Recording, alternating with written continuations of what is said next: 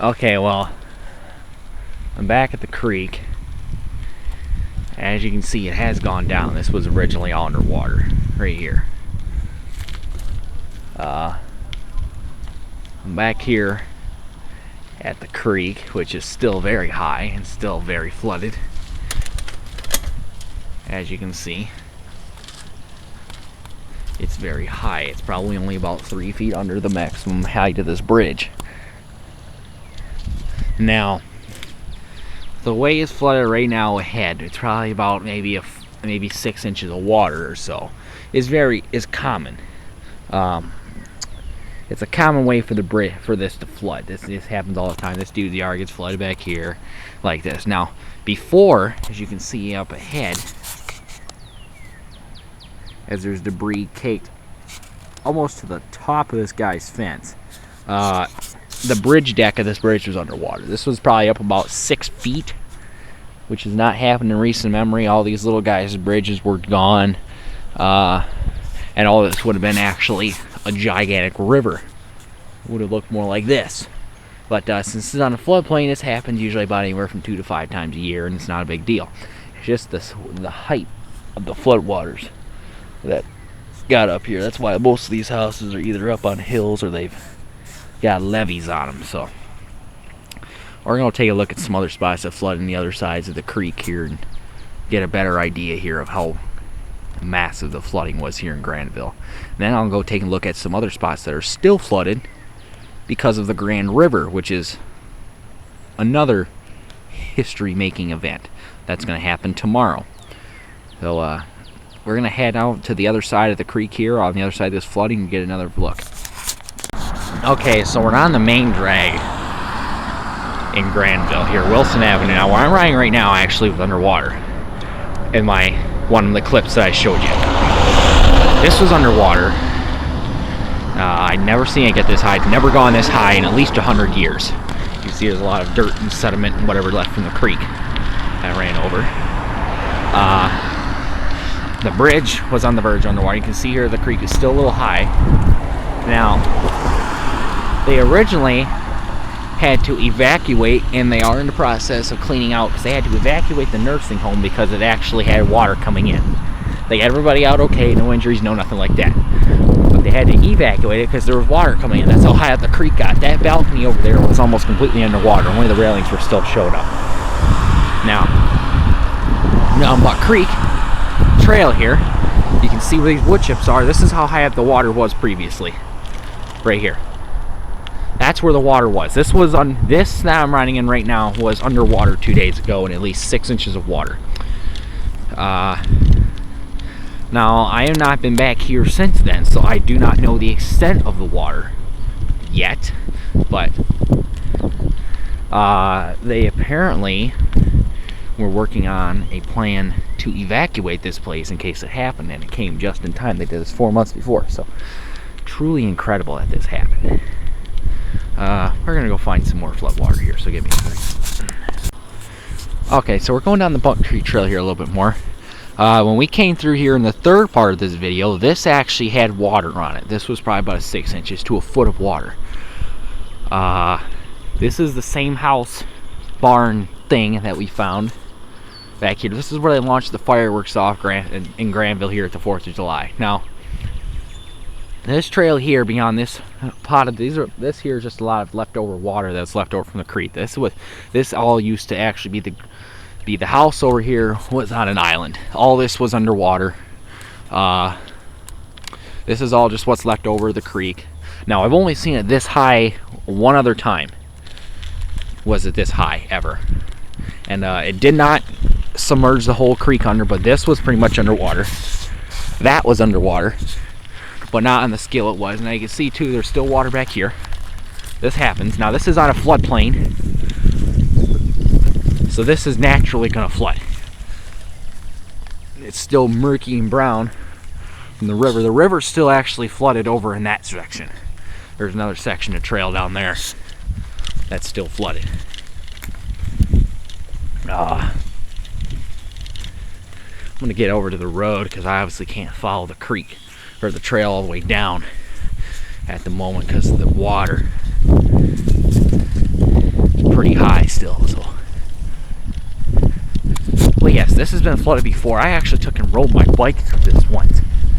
There was probably about a foot of water in there, and I stayed on my bike the whole time. I didn't get off my bike. I was in sandals and shorts, and I rolled through the water. My bike just to extend the water before. This was not underwater. It's actually right here in this little pop. Now down there was where that car went through, had water over the hood, and got stuck. There's probably about 3 to 4 feet of water down there. Really, really deep. So we're gonna look for some more flood spots here, and then gonna go show you some spots that are flooded not by Buck Creek, or were flooded, but by the Grand River. Okay, so we're back on a section of the Buck Creek Trail here that's actually dry, and I'm gonna take you through some spots here that were flooded. This was all underwater too, by the way. This was underwater. I mean, this was underwater in about 2-3 feet. Never seen it this high before, ever. I mean, I don't. Just to give you an idea, on Friday, my school was closed because of the flood water, and that's never happened before in Grandville history. So we're actually going to take a little trip back here through this puddle. Yeah, do I want to go through that? Do I want to go through that? I don't know. It does dip down there lower than it appears. I can still see the grass though, so I'm going to go for it. Give me 5 seconds or so. Okay, so it's not as deep as I thought, because I just want to turn the camera off just in case, but it's not as deep as I thought. So I'm going to take you back here where the actual creek is. Back here. Now this here's, wow, this is actually a lot farther down than I thought. But as you can see actually through here, just a little bit, the creek is still flowing. Not like it was. That's still flooded. I'm not going through that. I have been through that though before when it's flooded. Okay, now here's a little boardwalk. This actually never has water in it here. That's not supposed to have water in it. This is a bunch of debris or whatever that's caught up on the side. That's cleaned off now. Just beyond, obviously, there's the embankment over there, and just beyond these trees is actually how big the creek is supposed to be. And it's supposed to be only about 3-4 inches deep right here, and it's probably running about 3, so it's still really high, but it's more contained. I'll definitely be back here before or once this is all done, but I mean, just to give you an idea though, it really was just an incredible sight to see how high up this creek had gotten on Friday. The fact we didn't have school was incredible. I probably will never see that happen again, considering I only have 1 more year of schooling left. I don't think it will ever happen again, or happen again in my lifetime. So I'm gonna go take you back through. I'm gonna take you down here behind the old Grandville cemetery, because this is also having flooding problems behind it, because the creek runs directly behind it. We had debris getting built up on the bridges because pretty much the river and everything that was flooded by it was getting a really good cleaning, so to speak. Got flushed out.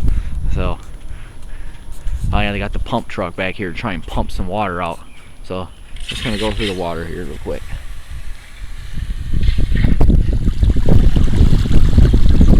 It's not as deep as it's not as deep at all. It's only like 3 inches.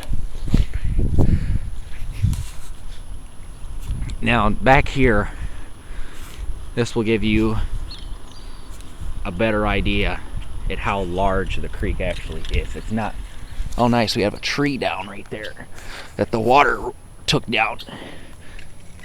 Through another puddle here. Not deep at all. Okay, now obviously the creek is high, but that right there is about how big it's supposed to be. It's still, like I said too, it's still running a little bit high, but that's about how big it's supposed to be. Now before, it was a lot higher, let's put it that way. But gonna move on down here a little bit more and look for some more spots that were flooded the other day. And show you, yeah, they're cleaning up debris back here. They got dogs walking back here. Another puddle. Nothing too bad. Just really murky, muddy, nasty water here.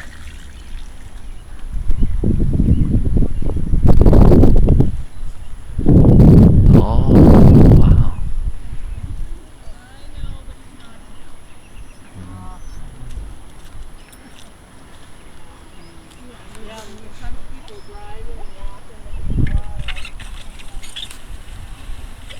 Well, this is interesting.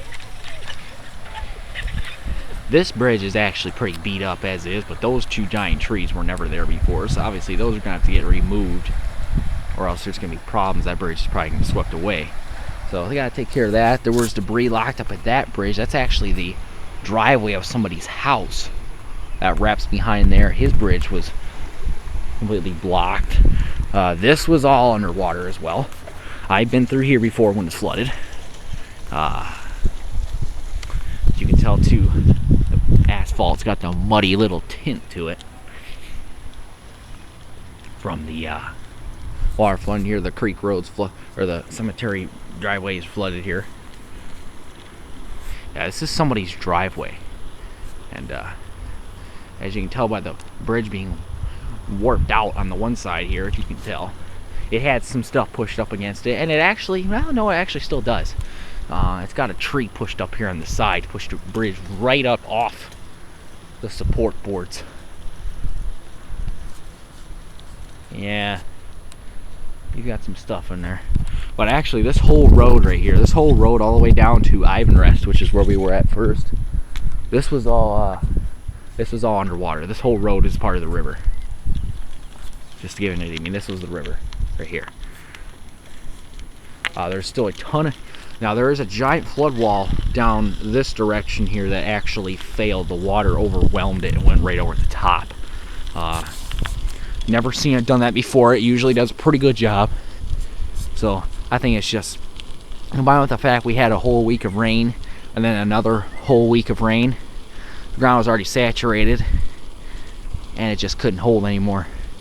So it was just leading up to absolute history. I mean, you can still see some water back in these guys' houses. So we're gonna go back to the other side of town and check out some more parts of Buck Creek and the Grand River that are flooded.